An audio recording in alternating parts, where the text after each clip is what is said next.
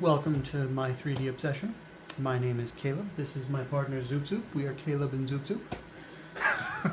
Sorry, I've always wanted to do that. I love Penn and Teller growing up. This is my K2 combo.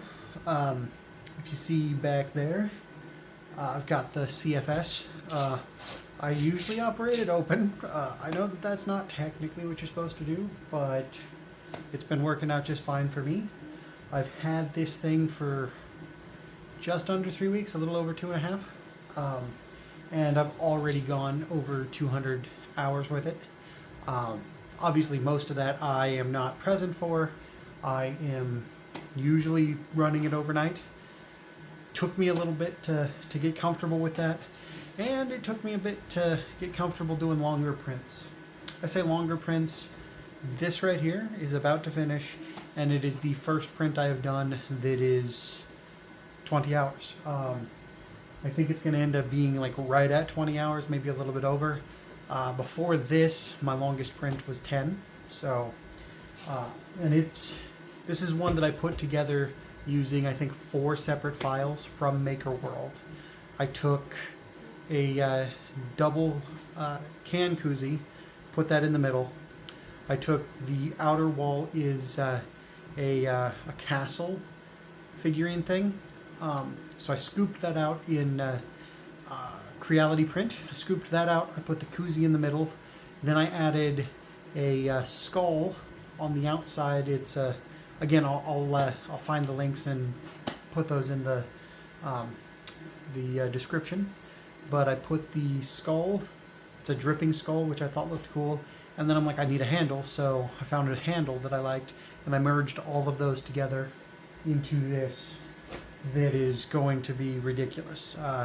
The reason the castle theme and the skull and everything is I like playing D&D, so this fits into my likes.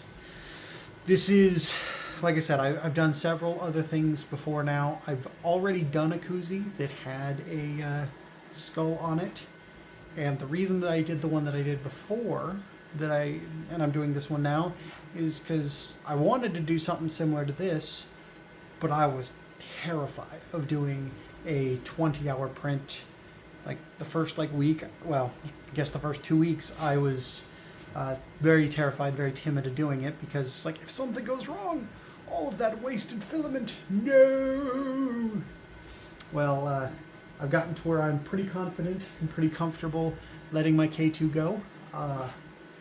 He's been doing pretty good for me. I've only run into a couple issues, and one of them was my fault. The other one, I don't know what caused it. I power cycled it, so I turned it off and unplugged it for a few minutes, plugged it back in, checked for firmware updates, all of that, and then I ran the tests, the self-calibration tests, 2 or 3 times, and since then it's been working great. Like I said, this is going to be done soon, like here in the next half hour or so, but I have printed so many things that I'm enjoying. So I've printed off these. These are awesome. These are little desiccant holders that go inside spools. Mostly these cardboard spools. This one is E-Sun. I've got a bunch of Overture cardboard spools. I use mostly those because that was, when we got them, that was the cheapest PLA Plus that we could get, and I like the idea of the PLA Plus because it's a little more, it's got a little bit higher temperature rating, and then it's also a little bit better impact resistance.